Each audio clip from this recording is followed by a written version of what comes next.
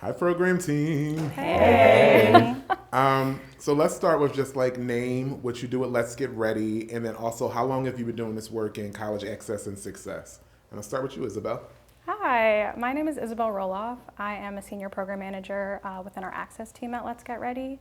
I've been doing work within college access for about 3.5 years, and actually before working full time at Let's Get Ready, I was a coach on our team back in college.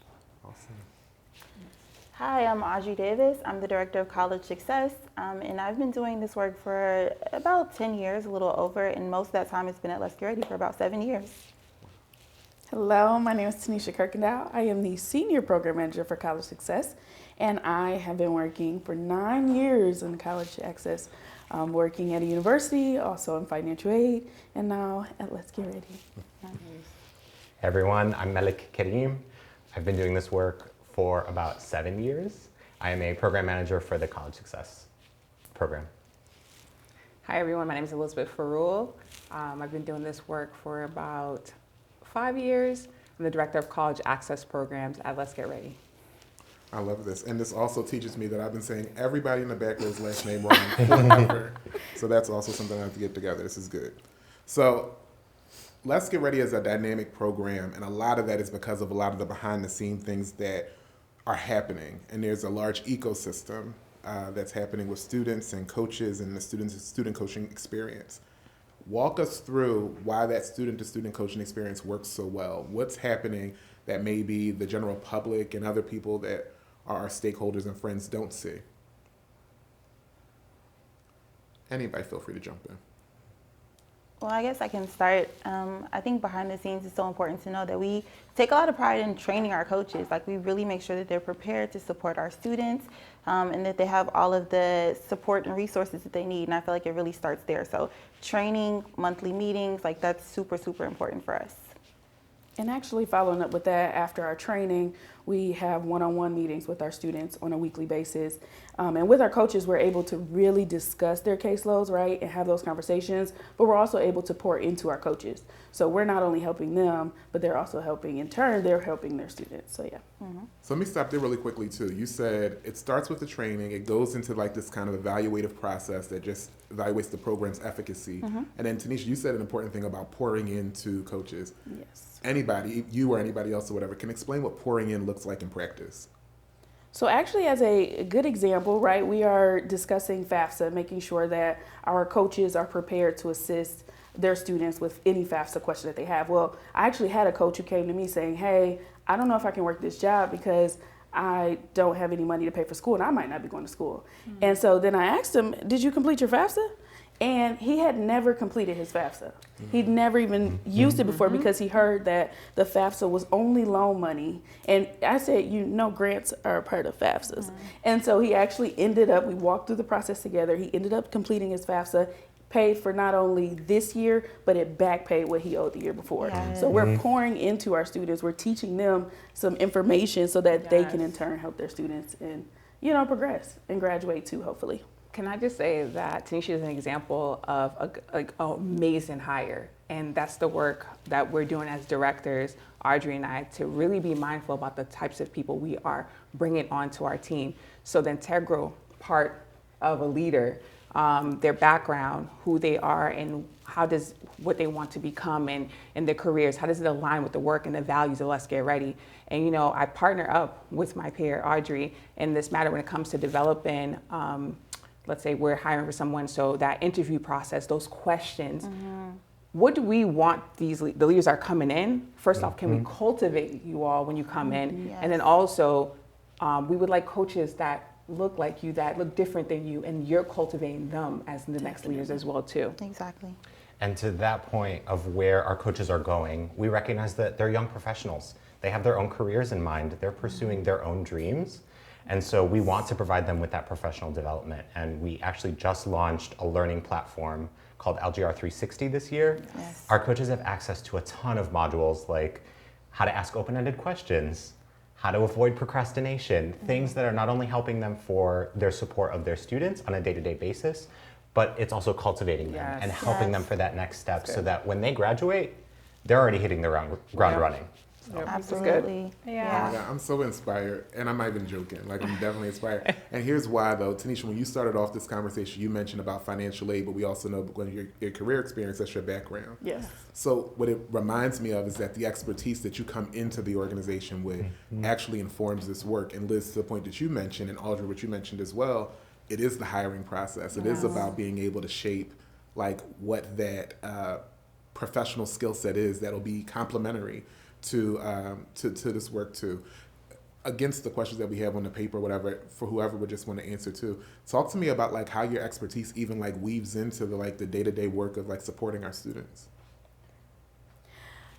Isabel, I'm sorry. Yeah, well, just the first thing that popped into my mind as someone who was a Let's Get Ready coach before being here full time at the organization. I mean, first of all, it was that experience that made me want to come back to the org, and it really informed, as now someone who supervises our instructors for the SAT prep program, so supervising those current college students, I really feel like I'm able to pull on the experience I had as a coach and think about what was really helpful for me, what was the guidance that I needed at the time, what trainings were really helpful, what support did I need in order to really do the job.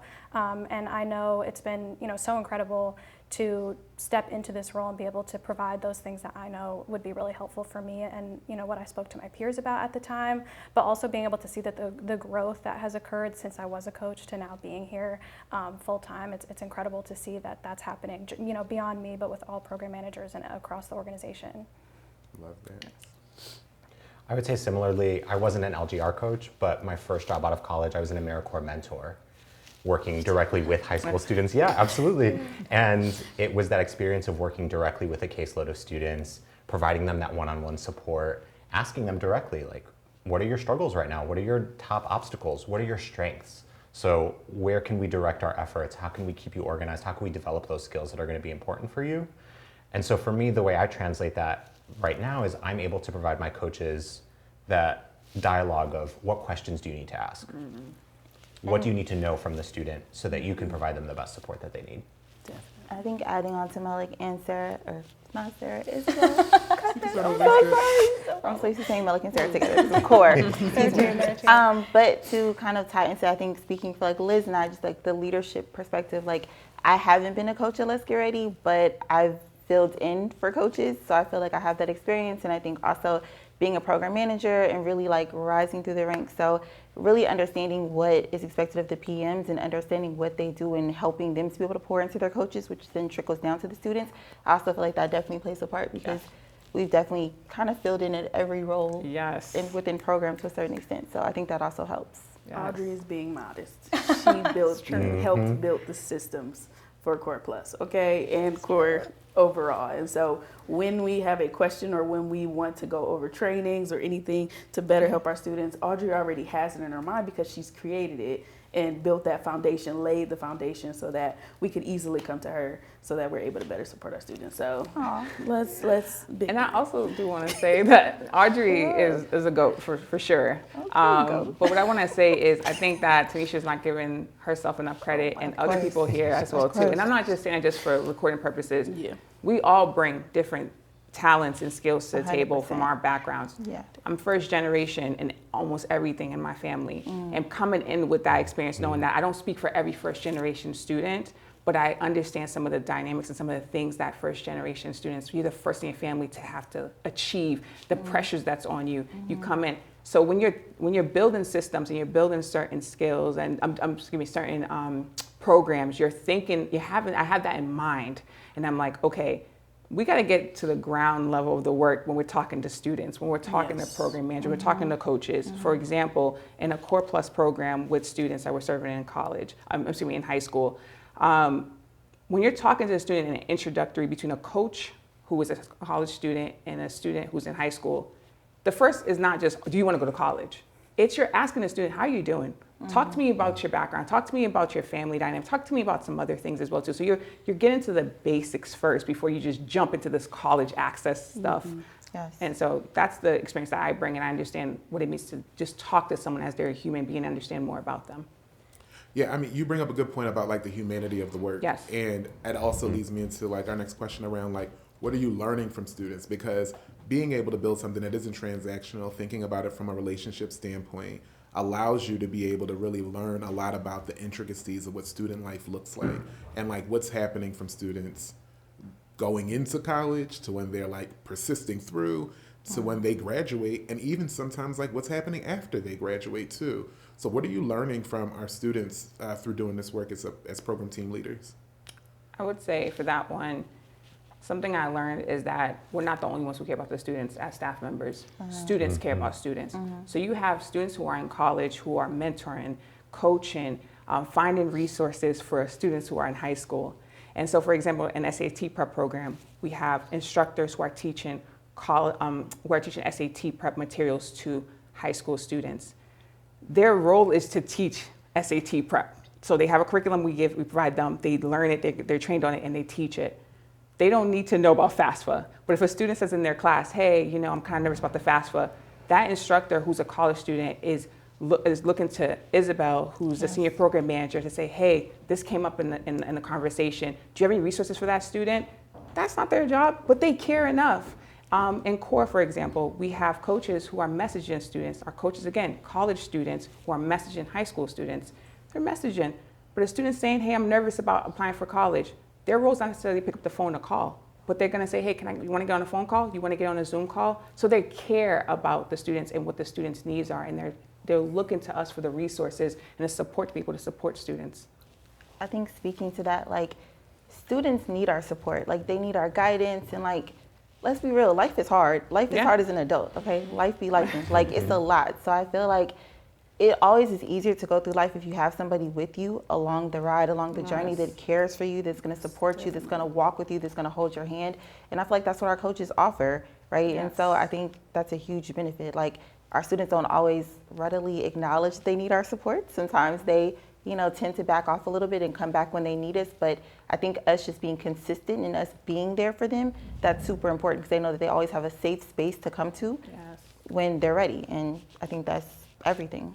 I would, echoing that, I think one of the things that continues to surprise me, I remember what it was like to be in high school, but I think doing this work now, it shines a light even more on just how hard it is to be a high school student and a college student and going through that process. Like, it is really no joke, the amount that they are balancing in that process alone, but, let's not forget they're also doing their homework, they're helping out at home, they have other jobs, they have so much on their plate, and it just, to me, continuously reaffirms why we're here at Let's Get Ready, to have someone who's a non-judgmental voice so you can ask your questions, and just knowing that they're not alone in what can be a really, otherwise scary and daunting process.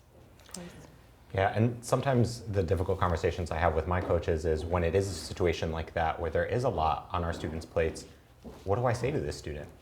And my go-to strategy for that moment is ask them how they're doing, right? Yep. What is one way that you're going to take care of yourself this week? What is something that you're looking forward to for this week? And sometimes that's enough. Sometimes that gets them really excited because they're like, I'm going to go see this new movie. I'm going to hang out with some friends. And like, it doesn't solve everything else for sure, but it is enough to like get them through the week. It is enough to be like, okay, there are some things that I can build in, look forward to, and manage as best as possible and succeed. I manage 7 coaches. Each of them has a caseload of about 2,300 students, which sounds like a lot. They're responsible for the students that text us back and engage, right? So the thing that we really want to highlight for Success Core is that our students tell us how much support they want. They engage with us when they need us, whether that's related to the campaign for the week, or if they have another challenge or obstacle that they're facing, or if they just want to talk about their latest TV show that they're obsessed with their coach. Whatever kind of support they need, our coaches are responding to those text messages. And that's Success Core in a nutshell. And Success Core Success Core Plus is our high touch program. So I have about 22 coaches. They're juniors and seniors, and they oversee and have caseloads of about 700 students. And so in that, they have individualized or personalized messages where they're sending their messages that they create. So whether it's happy Monday, how are you feeling? Or they're checking on how an actual chemistry test went. It's giving them that one-on-one connection with the student and the opportunity to build the engagement with them. Love it. Yeah, so for Access Core and Core Plus, so similar to what Malik and Tanisha shared, so think about the high school version of that. So similarly, Under the Access umbrella, we're overseeing all high school programs nationally. So under the Access umbrella, we have Core Plus, which is similar to what Tanisha shared for high school students. We have Core, similar to what Malik shared for high school juniors and seniors. We also have SAT prep, which I'll give Isabel opportunity to share about. And we also have workshops where we're developing a curriculum to be able to engage high school juniors about the college application process and college readiness. So knowing what it's like to be able to start your first semester in college, having insights to be able to find your people when you get to college as well too. Within Core Plus, I think something that I like about the High Touch program is the fact that the students, I think it's every program, honestly, we don't necessarily give up on the students. We're not we don't say, oh, just because you didn't respond back to a coach after they've messaged you or called you the week, you ghosted them. I think that's the newer term to say, we're not going to give up on you. They're going to continue, that coach is going to continue to reach out to that student to be able to try to engage them. And we have found that students towards the end of the year will be able to still be like, hey, I got that message. Thank you so much for supporting us during the year. And then in Core, what I really like, even though it is a little bit lower touch program than a Core Plus, we call it kind of like the hybrid touch program right now. We're trying to figure out a place where we can be able to have coaches who see a need while they're texting a student to be able to pick up the phone and say, hey, everything okay with you? I noticed you text this back to us. And again, even in that program, we don't give up on students, and I really appreciate that. And I would love for Isabel to talk about the SAT prep, because that program is for juniors, and I love it. Yeah, I can talk about SAT prep. So annually at Let's Get Ready, we run 2 SAT prep programs. Each are 9 weeks long, led by 12 near-peer instructors. We tend to serve about 450 students per SAT prep cycle, and they consist of live classes twice a week, 2 hours each. So it's a pretty intensive program that our students participate with, and they gain access to a rigorous curriculum in both math and reading and writing. We also partner with an organization called College Spring that provides us with the curriculum and LMS that we use, or the platform, in other words, that our students and instructors learn from. I love that. And just moving into, because while we're on Liz and Isabel, what parts of Access in the high school programs are inspiring you the most? Now that we have context around it, what's inspiring you about what you're seeing high school students do as they matriculate to figuring out what their choice will be for their post-secondary opportunities? Yeah, I could take this one. I appreciate that high school students, they're going to be real. They're not going to sugarcoat. They're not going to fake the funk with you. If they realize that, you're making things up, they're going to ghost you. Even if you're trying to be genuine, they're going to ghost you probably too. But what I recognize in high school students, that they're taking the initiative to take control of what kind of future they want for themselves, even at such a young age. And they're opening up and sharing with you, with the coach, and saying, what do they need? They're asking direct questions like, hey, I noticed you reached out about Dell scholarship, or you reached out about FAFSA being due this time. They'll ask a direct question, even if they're texting in a way that's their style, but they're being direct about what they want. And then they're saying, and then they're going to thank you. And maybe you don't hear from them for a couple of weeks, but they're taking initiative and they're taking the responsibility for what they want from the program and what we're offering. And I think another thing too is they're holding us accountable. Without us realizing it, they are. And what I mean by that is if your coach tells a student that they're going to do a thing, and they're waiting for you to do that thing. So if a coach says, I'm going to reach out to, let's say, Tanisha, probably, so to get a resource for you, or I'm going to figure out what's the closest, let's say where you can go fill out the FAFSA, somewhere that's important for the FAFSA to be filled out. They're waiting for that information. And so when you don't get back to them, they're going to get back to you. They're going to be like, did you find out the information or not? And I think it's the responsibility, and I think it's the initiative that they're taking to take control of their future that I really appreciate. I love that. Something that I think would be good for us to engage in, the program as I know it or whatever, we're 89%, at least of last year's data, of students that are in the high school and college programs are enrolling in or graduating from college that are in Let's Get Ready's program. That's significant, high quality levels of impact. There's a little bit over 100 coaches nationally. How is this happening for 21,000 students? Can somebody walk me through how you as a program team collectively and Access and Success or whatever, how you're able to have such, high quality, given that there is, essentially a lean team being able to make this happen? I mean, I think it goes back to our program model and the way that we're set up. So kind of how Malik and Tanisha broke down Core and Core Plus, it allows us to support so many students, right? And hopefully so many more in the future based off of our model. So really Core is kind of just the place that houses all of our students. I mean, we have different pathways for students who are, opted out for a semester and are going to return the following semester. And really, it allows us to have a space to really meet students where they are.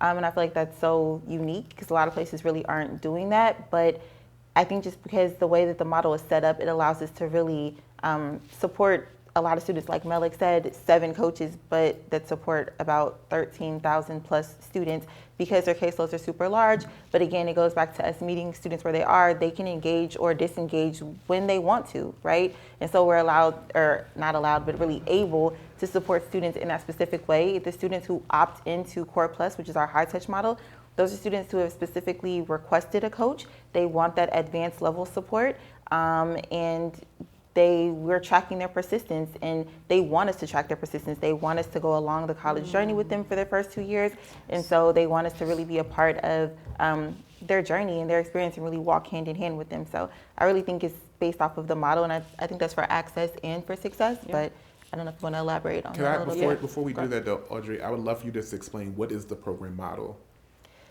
Okay, so like the whole breakdown of... Yeah, like technology used to be able to enforce, like just share more about what that is. It doesn't have to be super in depth, but like share some high level points about what the program model consists of. Okay, so program model is of course upperclassmen, college students supporting underclassmen, college students for success at least. And so for Core, we're using Mainstay, which is a text-based platform that we use. And so the messages that the campaigns that Malik mentioned are sent out weekly, like pre-scheduled. And then students respond or don't respond based on the message for the week. And then the coach will engage with the student based off of their level of responsiveness. For Core Plus, it's a little bit different. It's a little bit more personalized. And so in advanced, in the sense that coaches are creating their own messaging that they're sending out to students every week using the same platform, Mainstay. And so they're sending those text messages, but they also are calling their students once per month. And in that phone call or via text message, however the conversation goes, they're asking things related to, registration, related to have you completed your FAFSA. Also, we have this thing called gut checks, and I think that's only a success thing, but really just checking to see if the student is connecting on campus socially, financially, are they in a good place? All of those things. So really wanting to support the students' well-roundedness. And so I think does that make sense? That's kind of like the breakdown. No, that makes a lot of sense. And what I'm hearing too, and anybody else can fill in on this as well, is that because the program leverages technology, there's an opportunity for us to be able to make sure that it stays humane. You know what I mean? That we're able to make sure that people are at the center as well. I'm going to ask a really direct question here. You guys all bring a ton of experience to the work. You've seen a bunch of different models for how you support students on these pathways, right? And, I'm a social worker, and I've been trained on a certain sort of feet on the ground, drag a kid to my office, sit down, advise, kids vote with their feet, so you better make sure they're showing up. This is the training I received, and I see smiles, so I suspect this is the training that you received also. And so I wonder if you could just speak really directly to that. Oftentimes we're working with partners or other people who that is their experience also. So they hear you say 2,300 students on a caseload, or they hear you say a kid doesn't have to reply, and they think that's not rigor, that's not a program. So could you speak to that? We know it is rigor. We know it is a program. Why? What backs that up for you? I'll take a stab at this one. First of all, I want to start by saying, even in this space, we're not perfect. I've been, as a leader, I have failed within just trying to figure out even just caseloads with coaches. So I've coach who again is in college, they're a student in college, and they are the near peer for high school students and under access. And so in Core Plus, keeping the caseload 1 coach to 30 students, okay, it works. But over in SAT prep, I've tried to bring that same model over, saying, okay, maybe we can do 1 instructor to 35. I kind of can push it a little bit. And they've pushed back, and they've said that's too many students on our caseload. How do we know this? Because we put out surveys twice a year to coaches, to students, to understand the needs that they have, to understand what can we do better. We're very intentional. So we as a team, we work with the data team and Let's Get Ready to know how to cultivate and develop the right questions to ask students and coaches to know what are we doing well, what are the areas we still need help in, and honestly, what areas are we not doing so well in. So that speaks to just being able to understand them, whether they're virtual or in person. Also, another thing too, I think with virtual experience as well too, is that we have a better reach. So with in person, we can probably just only reach the people here, right? Yeah. But if we can get online, we can go beyond this space. So the same model that has shown to work with a few people here, we're gonna try it outside. Again, we're not perfect, so we have failed before, but how can we learn? Through the surveys, through the data, and also through the work that we're doing. We have eyeballs, we're seeing. So if we notice that there's a coach who their caseload is not doing so well, but then there's another coach whose caseload is doing good, let's have a sit down with that coach. Through the check-ins that the program managers are having, they're asking the right questions. Us as the directors, we're asking the program managers. We notice that through what we see online on Salesforce, which is a platform that we use to track data, we notice that this person's caseload, we notice that they haven't checked in with this many students. What's going on here with this student? So their role and their responsibility is to let us know, okay, this is what's going on with these students. And if you don't know, we need you to go find out. So I would speak to that in that way. If I can jump in as well, I actually want to shout Malik out here. While I don't work in core myself, us program managers love to learn from each other, and I had the privilege of sitting in on one of Malik's check-ins with one of his coaches recently, and that's a coach who is working with so many students. I was so amazed and impressed by just how much detail and how much tracking goes into what might on the surface seem like a pretty simple question that's coming in from a student.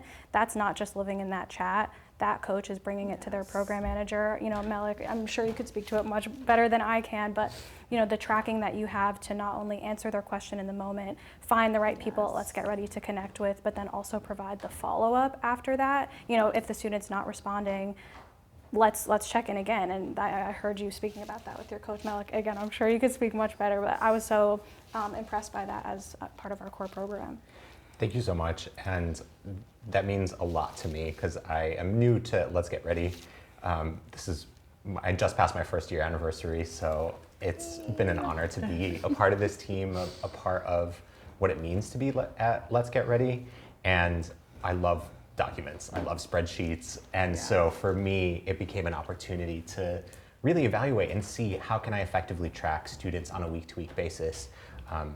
And it really is that follow-up. It is that hey, this student asked this very direct question. Yes.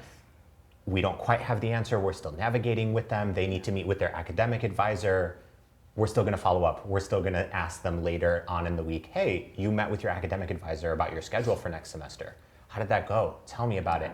And the coach is able to directly text them, and it's immediate. There are no barriers to that. And I think that's the piece that I wanna add is working in college access, the kinds of support that is typically offered in these spaces, sometimes there are walls and there are barriers to providing that support for students. They have to go through lengthy application processes. They have to meet certain GPA requirements, which, yes, provides a high level of rigor in a sense, but then that means you're also restricting that access to that critical information, those critical resources. And we literally text them and it's right directly into their pocket, right on their phone of FAFSA just opened. Here are these scholarship resources. Here are these things that you need in order to get your college degree. And we don't stop texting. Right. We don't. Absolutely. We are. Again, go back to it. Doesn't matter how many times they ignore you. We don't stop keep texting texting them. You're gonna get a message from Let's Get Ready. Can I also say too that I think that we've learned a lot through trial and error. This team is small but mighty, but honestly, we're super flexible, we're super adaptable, and I feel that's so important. In my time here, it's been a little minute, but we've changed. The program structure and model has changed significantly. And at one point we were changing every semester, every year, just to get the right fit of what made sense and how can we best support our students. You guys weren't here, but I think Jordan knows, it used to be we used to have coaches that went to the same exact school as the student, which was a nightmare. That was a lot. It was a lot to coordinate. But I'm just saying we've grown with the times, and we definitely, I feel we stay on trend. So I feel like that's really important. And I think it also just speaks to like the team, right? Like we listen to our students, listen to our coaches, and then Liz and I listen to our program managers. Like their voice is important. So I just think that adaptability and flexibility is also what helps us to be able to, grow and move. And could you speak to the role of data in that kind of iterative, evaluative process? How are you, what does that look like? Like, Malik, I heard you reference that you're actually literally reading student text messages and talking about it, but then there's other forms of data you're getting. Could you talk a little bit about that? Absolutely, yeah. So one of my main functions as a program manager is I'm literally looking through my coach's text messages, looking for those, we call them grows and glows on the success. So glows are your strengths. It's what you're doing really well as a coach. Continue doing them. Your grows, that's your growth areas. These are the little alterations, those little adjustments that you can make. And that's what I'm looking for in those text messages. I'm looking for, are you asking those open-ended questions? Hey, this student mentioned, struggling with like time management. Let's revisit that. Let's ask about that. Is it their schedule? Is it things outside of their control? Or is it something related to the systems that they have in place for time management, which is really critical for our students? And so that is really a lot of the data that I'm looking for. And for Success Core, we are kind of in the midst of an evolution of what do we want to capture for engagement? How can we quantify that in a way? Like, what does it mean to have a data metric about the conversations and the back and forths that our coaches are having with our students? We're still trying to figure that out as best as possible, right? We're texting 13,000 students. How do we best capture that? So that is something that we're still rethinking and still trying to find the best fit for. Yeah. But I'll not to put you on the spot, but you put me on. But Core Plus, I will say, has a lot of data that they are able to capture, and I think really speaks to the success of that program. Yes, so for our coaches, we of course want to make sure that they're progressing and engaging their students on their caseload.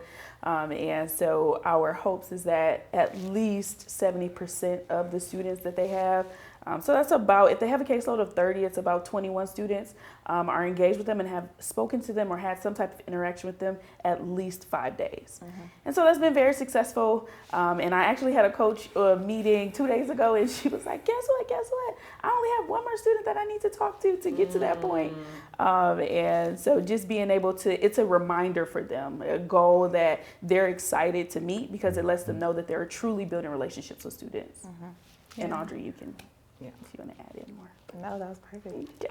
If I can jump in also and just share about what data looks like in SAT prep, because it is a program that runs differently because we have live classes. Some of our most valuable data and information comes from looking at attendance, how many students are attending, what percentage of students are attending, and we have really detailed spreadsheets thanks to our data team that really allow us to see, okay, how's attendance going? Oh, we saw a little bit of a dip here. What was going on? Was there maybe a religious holiday? What was going on, and what can we do to still support those students? And also, I would say the other biggest piece for us is the practice test that our students take. Within SAT prep, they take one at the beginning and then at the end of our program, and that information is not only hugely valuable to the students, it's awesome practice for them, but they get to really see how much they've grown and where they want to still go after they leave the program. But it also allows us to really evaluate the efficacy of our work and determine program to program, okay, what do we need to change? Are we teaching the right subjects? How are we covering this? What's the homework policy? And that, I would say those are some of the highest pieces for us over at SAT Prep. I would say as well, everything that has been mentioned so far on a director level, I think that something that's been important for me to track is even just using not just only Salesforce, which we do use mainstay as well, but Tableau is now being introduced this year for me. Yes. We did use it previously as well too, but this year we're really getting into the intricate details of Tableau. Tableau for us as directors, we're using it during our mid-year step backs and our end of the year step backs. And what does that mean is that we're looking at the mid-year point of our programs. How have we done? We're comparing it to the previous 2-3 years of data. And so if I've been here for 3 years, I'm looking at myself from previous years, how did I do? How did we do? And I'm being able to I'm having conversations with my team at the mid-year point and at the end of the year to look at our progress, to look at the areas that we may have fell short in, but to not dwell and say we didn't do so well here. But what are some key points we can look at with those surveys, with what students have mentioned, and also from previous years as well too, so that we can really improve the program.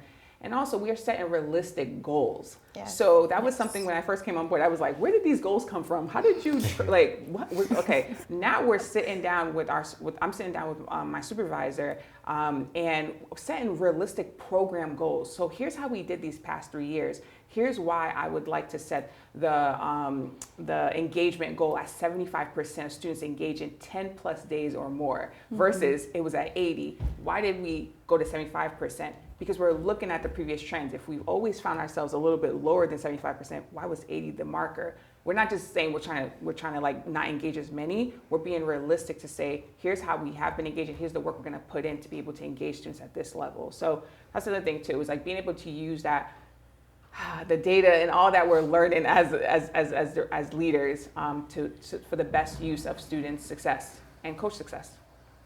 You know something that I'm hearing or whatever, and we can move on to the next question, but what's really inviting, and Jordan, thanks for like bringing up these questions, is that we're now redefining rigor, right? Mm-hmm. Like rigor doesn't just have to be the quantifiable, it's a part of it, but also transformational identities and things that are ultimately humane have to be able to meet students, as Audrey said, where they are at any given time. Mm-hmm. And we have to respect the fact that a student not responding does not mean that it lacks rigor. It means that we're being responsive to how that student wants to engage, which is a really important thing.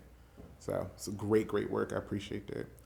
Audrey, Tanisha, and Malik, you're working directly with coaches and students as they're making their way to getting college degrees. Mm-hmm. The proof is in the pudding, lots of success. Mm-hmm. What are you learning about the process of getting a college degree from a student perspective? Like, what is the data telling us essentially in your own experience as program leaders? Want to start? Yeah, I can start us off for sure. And I touched on this a little bit, but what I'm noticing from our students, it's really critical for them to develop their own systems, both for executive functioning and to develop their own personal learning styles and to really reflect with their coaches what works best for me as I'm preparing for a midterm. What works best for me? Is it flashcards? Is it reviewing notes? For those systems of executive functioning, it is time management. That is so important.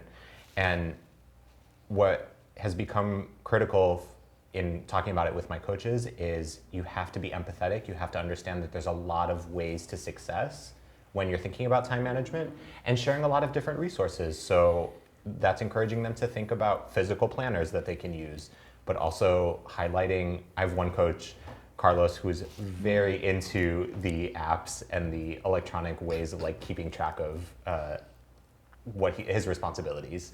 And so sharing those important resources with his students. So yeah, and really developing your own personal style of success as you're navigating through that college journey.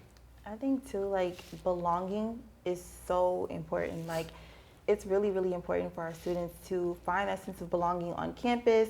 So find that friend group, right? Or find that club that you can be involved with. We also have like a large population, and I'll let Tanisha get into it, with college students that we support, community college students that we support. And so community and belonging looks a little different for them, right? And so really, again, it goes back to really meeting students where they are. But I think just students kind of having that balance of like, I have somewhere on campus that I belong, that feels safe to me, that feels good to me, where I'm welcomed. I think that's super important, and we're noticing that the students who find that tend to persist in a way that others don't. And I would say for me, definitely encouraging growth mindset. So teaching not only my coaches that, but then also having them encourage their students the importance of having growth mindset. In college, you're always going to have some struggles. There's always going to be something that comes up. And so you have to have it in your mind how you can push yourself to overcome the obstacles so that you can graduate. And so I use examples in my meetings with the coaches. I use examples of the personal struggles I did. And then in turn, they'll share some with me, but then they also share it with their coaches. And as they progress, as they finish the first 2 years where they receive that high touch support, and then they start to come into core, they're able to still receive support, but also lean on what they learned from their coaches for the first 2 years, and lean on their mindset that they've grown to understand and build to make sure that they get through school. I love this. So last question that we have for this portion. Education in the United States is in the midst of another huge turning point, let's say. And it's professionals in this work that, if I'm counting right, have collectively 50 years of experience among the group of you.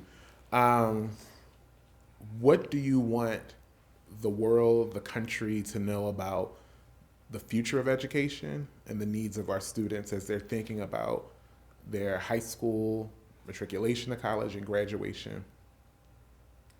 I could tell. I would like the world to know that those who are in this line of work to not give up. Those who are in this line of work to keep finding the best resources, keep developing the right things, to keep putting out those scholarships. And access, the Dell Scholarship. We have, I don't know if we're allowed to like name other orgs, but like PwC helping us out with the college essays, like where people are volunteering to help our students out to review their essays before they actually submit their college essay. And Dell Scholarship offering students who get the scholarship $20,000 and more for the scholarship. And I'm sure Isabel can speak on that because she oversees that part of the program. We have our program managers who are getting in there. If we can't find a PwC person to help with the college essay, our program manager will get in there and help with the college essay. Yes. Our program manager, one of our program managers, Joe, he is tracking FAFSA data across the country and bringing it into our team meetings to let us know this part of the country or this state, you know, they're behind this much or they're trying to get students in high school. And we're already comparing our data live in Let's Get Ready organization to the data of other people in the country. That's he's just doing that. I never told him to do that. And it's the passion that you have and if you're doing this work, really do it and don't give up on it. And I would say for me, I'd say the last thing I would say when it comes to this work as well too is honestly, I almost want to say like don't look at what other people are saying. Focus in on what you're doing. Yeah. Focus in. So for me, I come here every day and I do this work at Let's Get Ready with understanding that yes, there's a lot out there in the world, but these students, we're here to serve them. And we have a responsibility to serve them. We have a responsibility to know what we need to be able to serve them. So for me, it's like education, keep doing the work that you're doing, don't give up.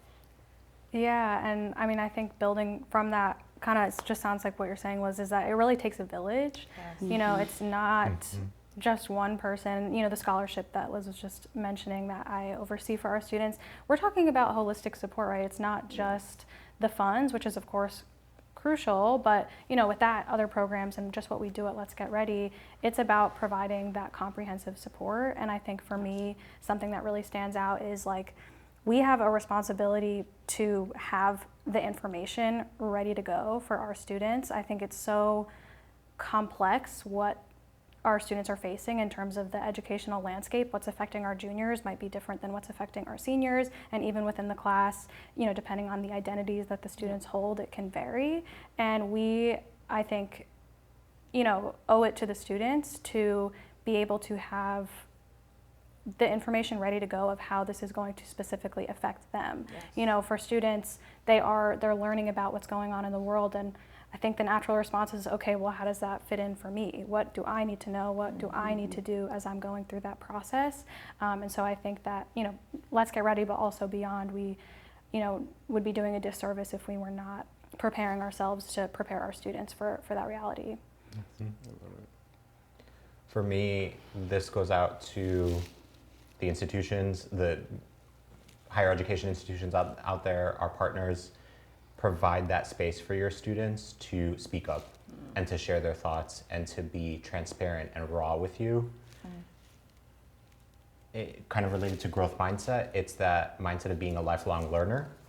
And so if the students that you're working with are saying things that are challenging your way of thinking, challenging what you might understand or might not understand about the world, first listen.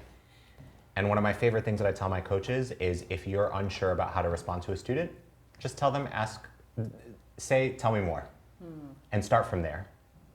Instead of trying to silence them is what I would want to say.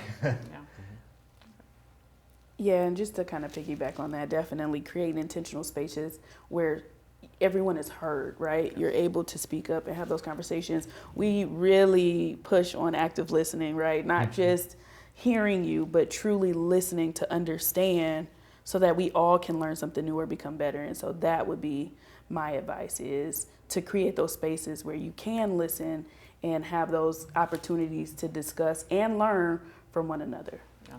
And I guess just to close it out, like I agree with what everybody said, but our students need us. It goes back to one of the earlier questions, like they need our support, you know what I mean? And so it's just really important that we show up for them day in and day out.